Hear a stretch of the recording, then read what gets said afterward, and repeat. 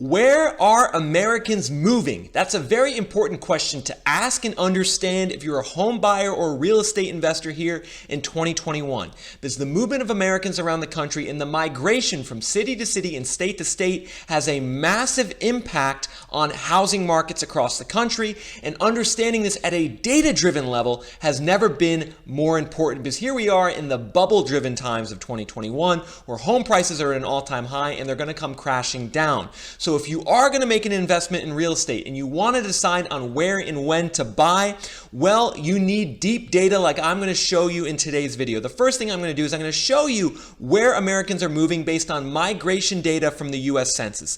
Which cities, which metro areas have the most people moving in, which ones have the most people moving out. I'm then going to show you how these migration levels have changed over time, because it's not just the absolute level of migration that matters, it's how much it increases or decreases on a year-by-year basis. And then finally, I'm going to show you what the impact of all this migration is going to be on home prices going forward. The results are not quite what you think. So if you're a potential real estate investor or home buyer here in 2021 who wants to learn more about the market and figure out when to buy and where to buy, this is the video for you to watch. Let's get into the data.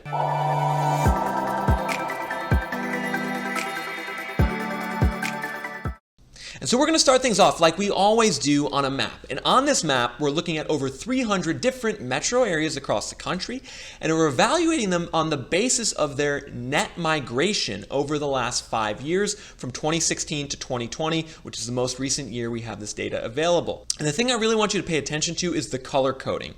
The greener the metro looks, that means the more inward migration, the more people that are moving to this area. The redder it looks, that means the more people that are moving out. And you can immediately see that there's some really strong geographic clusters here of inward migration. In America, probably the biggest one you could see is in the southeast, where you have just lots and lots of green throughout the southeast here. You have a market like Charlotte, which has received 180,000 net migration over the last 5 years, based on a population today of 2.7 million. That means that of Charlotte's population today, 6.7% of that population moved in over the last 5 years. Which is very, very high. A place like Raleigh is even higher at 7.7%. A place like Tampa is even higher than that at 8.1%. And some other areas in the southeast with really high migration include Orlando, plus 7.5%, Nashville, Tennessee, plus 5.6%, and Fayetteville, Arkansas, plus 7.1%. Some other geographic clusters include Texas in general. A place like Austin has received plus 216,000 people through net migration in the last 5 years. That's 9.4% of today's population coming through migration in the last 5 years. Dallas is at plus 5.1%. A massive 391,000 people have moved to Dallas over the last 5 years. And if we keep going west, we can see the Southwest, a place like Phoenix has done really well, plus 7.3%. A place like Vegas has also done really well, plus 7.3%. Reno, Nevada at plus 5.9%. Boise at plus 10.2%, which is one of the highest in the country. And then we can see a big cluster here in the Pacific Northwest, basically from southern Oregon all the way up through northern Washington. Huge levels of inward migration. Now, we also need to address the areas in red. Those are the areas that people are leaving.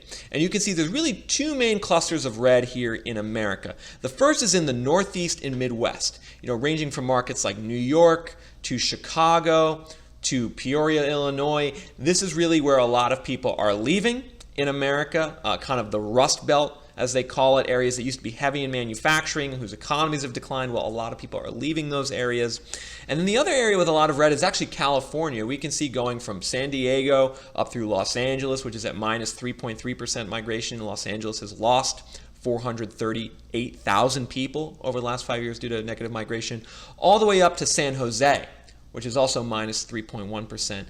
California has lost a lot of people. And so the way to think of this is that really California and Illinois and New York, they're feeding the growth of all the areas in green. And so I just rattled off a lot of different data there on migration. I think a lot of you are probably wondering, where does this data come from? It comes from the US Census Bureau. Each year they come out with annual estimates of migration across the US. The most recent year they've done is 2020, and those migration estimates are through July 1st, 2020.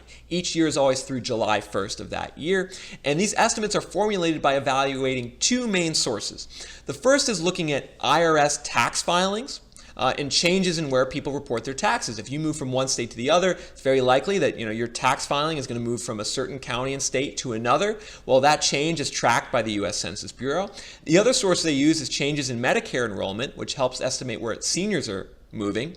When you're enrolled in Medicare, you have to report where you live, and so if you change your Medicare enrollment status and address, the census will track that, and through using those two sources, we get very accurate estimates of where people are moving throughout America, and these U.S. Census estimates are really the best measure we have of where Americans are moving and trying to quantify that question, right? Because a lot of people in real estate, they kind of generally know where people are moving, but they don't actually try to quantify it and understand just how many people are moving somewhere and how that's changing over time. So you can use these census migration estimates to do that. And why that's really important if you're a home buyer or real estate investor is because migration has a huge impact on home prices and real estate values. I mean, it doesn't take a rocket scientist to understand that the more people that are moving to an area, the more demand for real estate that's going to provide.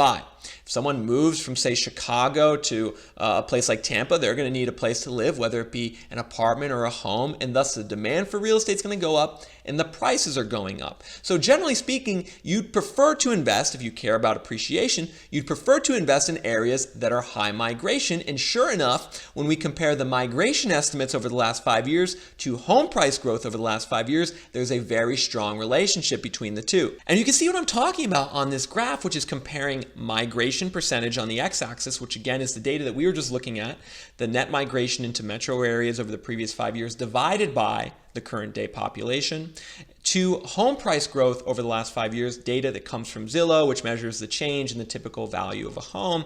And immediately you can see that there's a really strong relationship between the two based on this trend line, R squared of 0.32, which means that changes in migration explain roughly 1/3 of the changes in home price. And that's actually a really robust relationship for just one variable explaining home price growth. If you guys are enjoying the data in this video and you want to learn more about how much your city is growing and what the economic and real estate landscape looks like, just hit the like button. When you guys hit the like button, it gets me more exposure on YouTube. And when I get more exposure, I can actually produce more of this content going forward. For instance, I've recently gone from doing 2 videos per week to 3 videos per week, all because of your guys' support.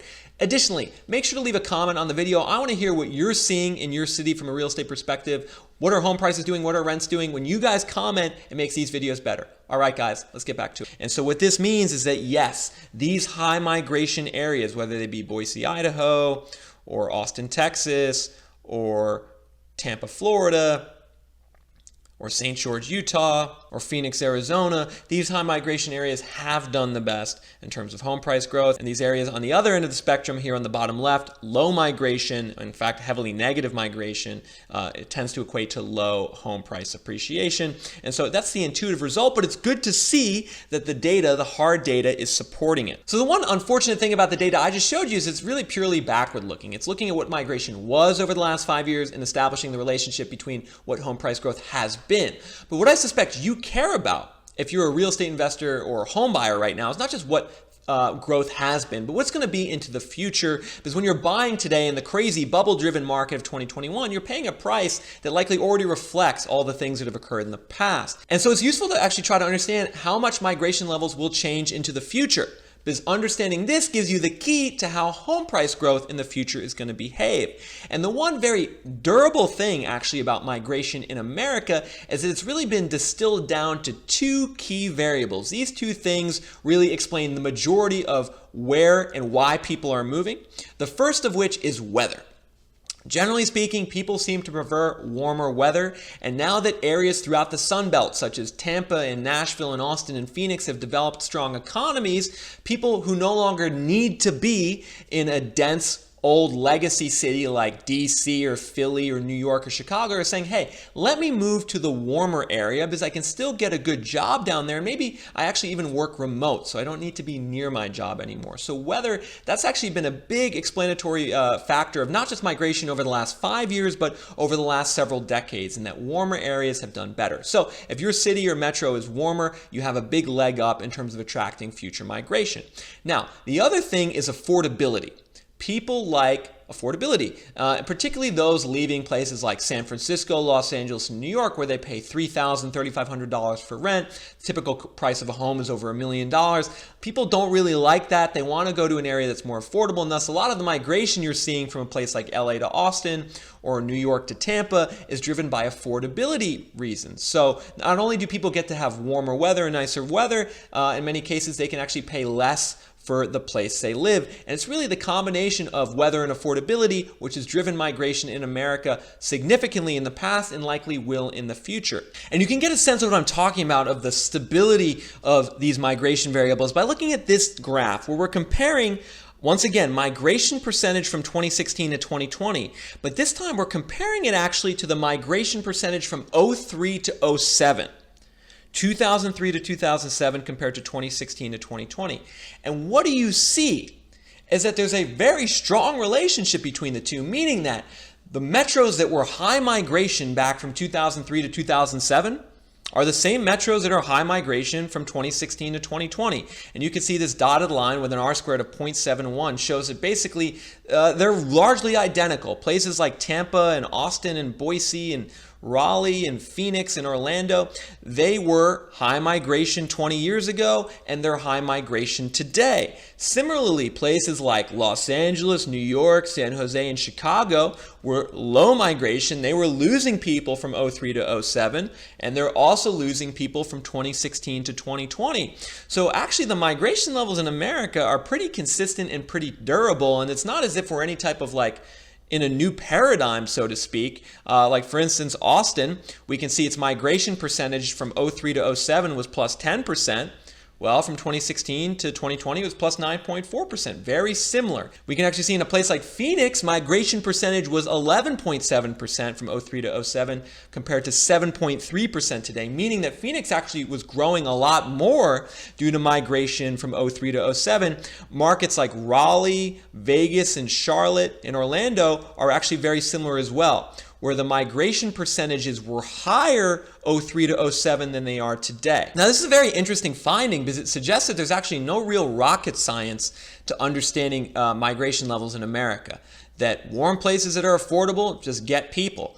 And they've been getting people the last 5 years, but they've actually been getting people the last 25 years. And there's actually nothing new to the inbound migration to a place like Tampa or Austin or Raleigh. And in fact, in many places, that inbound migration is lower today than it was 15 years ago in the lead up to the last housing crash. And this is really why I want you guys to pay attention, because we have a lot of people in real estate who work as, whether they be investors or realtors in Sunbelt areas, who love to make the argument that all the home price growth that we're seeing right now in 2021 in Sunbelt areas is justified because of migration. The argument goes that there's an exodus from places like New York and San Francisco into the warmer weather areas, and that this is a new paradigm which hasn't been experienced or felt before. And thus, as a result, all the crazy levels of home price growth we've experienced in the Sunbelt over the last year are justified by fundamentals. That's how the argument goes. But when you actually look at this data from the US Census Bureau, it suggests something very, very different, and that there is nothing new to these levels of migration, and that the amount of people moving in to an Austin or a Nashville or a Raleigh today are about the same that people have always been moving into these places, or a little less. And I see this happen all the time with my home city where I live right now, Austin, Texas. Clearly, as we looked at, one of the best migration areas in America, plus 9.4% in population over the last 5 years due to inbound migration. But as we just saw, that's actually lower than the migration growth was from 03 to 07. And yet, so many people in real estate here have the gall to say that we're at some new paradigm of growth that we've never experienced before in Austin. And as a result, you better buy now because there's just so many people moving in. So many people say that, but they actually never attempt to quantify what that growth is and measure how it's changing over time. Well, those people aren't going to do it, but I'm going to do it for you. And we're going to start by looking at Austin's migration levels over time so you can get a sense for what I'm talking about. So on this graph, we're looking at the annual migration percentage in Austin over the last 20 years, year by year. Thus far, we looked at Austin kind of in like 5-year chunks of migration percentage. Well, now we're just looking at it annually. And what we can see is that Austin's actually been stable in terms of its migration, around 2% growth in its population per year coming from inbound migration. And this level has stayed very, very steady. We can see that there have been some swings. If we go back to 2000, 2001, we were around 3 to 4% migration growth per year. That dropped down to 1.1%, climbed to 3% during the last housing bubble, 06, 07, went back down. But in large part, it's been very steady in Austin. So the thing to take away from this is that Austin, yes, it is a great high growth metro, but the growth rates are the same that they have always been. However, what's not the same as it's always been is the home price growth in Austin, which we're now looking at on this graph. The blue line is migration levels. The yellow line is year-over-year home price growth. And we can see historically over the last 2 decades, these lines largely tracked each other. The annual growth in home prices was very similar to the annual growth in migration each year. Except this relationship has completely now broken down in 2021, where home prices in Austin are up by 42% year over year, even though the migration levels through 2020 are just the same that they've always been. Now, I suspect some of you are saying, oh, well, maybe we need to look at more recent data because maybe migration into Austin through late 2020 and 2021 has just vaulted up to some crazy level. Well, when you look at data from the US Postal Service, which tracks change of address data, Austin's recent migration in late 2020, early 2021 is no different than it was in previous years. So Austin's pandemic surge in migration wasn't so much of a surge. It was the same as it always was, according to data from the US Postal Service that Bloomberg aggregated and analyzed. I'll have a link to that in the description. And this is broadly the same story for any Sunbelt market you look at. Now let's take a look at Raleigh. Here, Raleigh, we're looking at the migration levels over the last 20 years, and we can actually see a lot of consistency in the past decade, around 1.5% annual migration, which was actually way lower than it was in the mid-2000s, where Raleigh was at 2.8%, 3.5%, 3.4%. So Raleigh, think of as stable migration over the last decade, but those migration levels are actually very low compared to what they were earlier in Raleigh's history. But when we compare it to home prices, we can see, just like in Austin, we had historical stable relationship between the yellow line home price growth and the blue line migration, which has then in 2021 gotten completely detached, where home price growth is now up 20% year over year in Raleigh, and migration levels are largely the same that they've been over the last decade. Moving on to Tampa. This is the migration percentage in Tampa over time. We can see around 1.5% in 2020, which is around the historical average. Of course, Tampa has shown a little more volatility in its migration than a place like Austin or Raleigh. Migration levels were really high in 04, 05, 06. Then they crashed down during the last housing crash to almost like no migration. Then they have then recovered and have settled around that mid 1.5% range. Of course, home prices in Tampa are much more volatile. We can see before the last housing crash, home prices were really high, 20% growth year over year. They crashed into the negatives for 5 years in a row. Migration exhibited much more stability than home price growth, mind you. Then home prices got positive again, and then through 2021, we're up 24% year over year in home prices in Tampa, despite migration that's within the historical range and average. Here's Phoenix. Phoenix, much like actually Raleigh, is at a much lower level of migration today, around 1.6 to 1.8% growth, than it was in the mid-2000s. So this is a thing to remember. Places like Raleigh and Phoenix are actually much lower in growth today than they were 05, 06. You're not going to hear anyone tell you that in real estate in those markets, but if you actually look at data from the US Census Bureau, that's what it says. And we compare migration in Phoenix to home price growth, and we can see kind of a similar situation to Tampa, where home prices are very volatile around this migration line. They went up by 34% and 23% in 05, 06, were then heavily negative, then bounced back, and then here we have in 2021, 30% year-over-year growth, home prices in Phoenix, even though migration is within its, actually well below its historical range. And it's the same story for pretty much any Sunbelt growth market, whether it be Nashville or Orlando or Las Vegas or Sacramento. All of these areas are experiencing either historical norms in terms of inbound migration or actually lower than the historical norms of inbound migration. Yet many of them are experiencing home price appreciation like they never have over the last year. And that's got to make you very skeptical of buying into these markets today, because there's no real fundamental support from the migration figures for that home price growth. If someone's trying to tell you in a place like Austin or Tampa or Raleigh that the reason why prices are so high is that all these people are moving to the city above what's happened in the past, it's not true.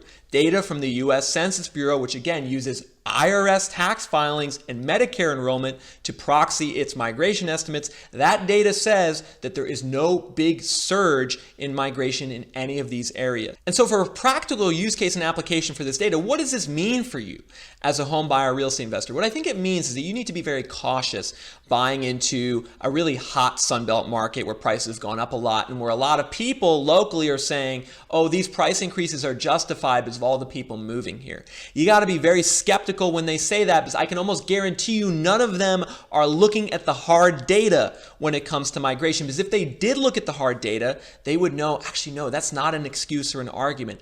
Austin hasn't appreciated by 41% because of migration. There's some other reason why Austin is appreciated by 41%. Raleigh hasn't appreciated by 20% because of migration. In fact, migration in Raleigh is way lower than it used to be. So there's some other reason why home prices are going up so much in these markets. And I suspect it's because these markets are in a speculative bubble.